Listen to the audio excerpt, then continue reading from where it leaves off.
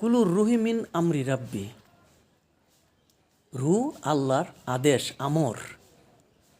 তাহলে আদেশ আল্লাহ থেকে দূরে না, আল্লাহ হতে। এক ভাই আমাকে প্রশ্ন করেছেন, এই রু কি দ্বারা সৃষ্টি? তাহলে আল্লাহ থেকে যেহেতু রু, তাহলে আল্লাহ পাক যেমন নূর, তেমনি রুও আল্লাহ পাকের নূর, আল্লাহ থেকে। এই রু জন্ম নেয় না, জন্ম দেয় না, খায় না, ঘুমায় না, সংসার করে না।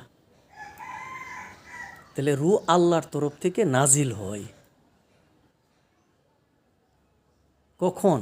যখন নফস পরিপূর্ণভাবে পরিশুদ্ধ হয়, খাঁটি হয় এবং আমিত্ব মুক্ত হয়, তখনই আল্লাহর তরফ থেকে এই নফসের পুরস্কার তথা নফস রুহের দর্শন পায়।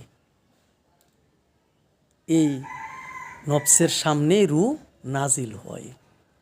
কাজেই যেই জিনিস নাজিল হয় সেটা ধ্বংস হয় না।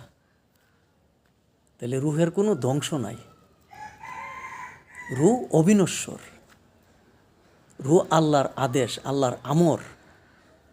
কাজেই রু হইল আল্লাহ পাকের জাত নূর, সিফাত নূর না, আল্লাহ পাকের জাত নূর। আল্লাহর সিফাত নূর হলো এই নফস, যাকে পরিশুদ্ধ করতে হয়।